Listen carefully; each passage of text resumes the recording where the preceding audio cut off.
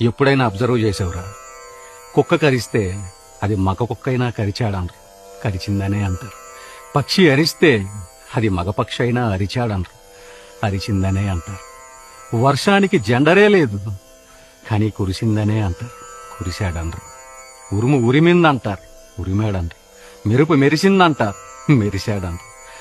Computer దగ్గర నుంచి cauliflower వరకు, పారే నదుల దగ్గర నుంచి జారే జలపాతాల వరకు ప్రతిదీ స్త్రీలింగానికే సంబంధించిందిరా.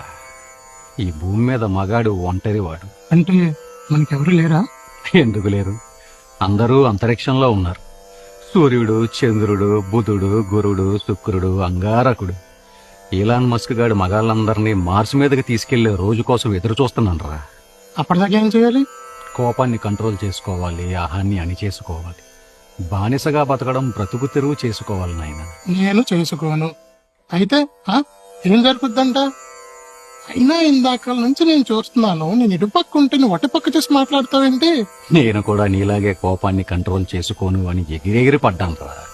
ఏం జరిగింది? ఎగిరి మెల్ల మీద తన్నిద్ది, మెడ అటు ఇటు తిరగట్లేదు. మెడిటేషన్ చేస్తే కోపాలు తగ్గుతాయంట, నిజమేనా?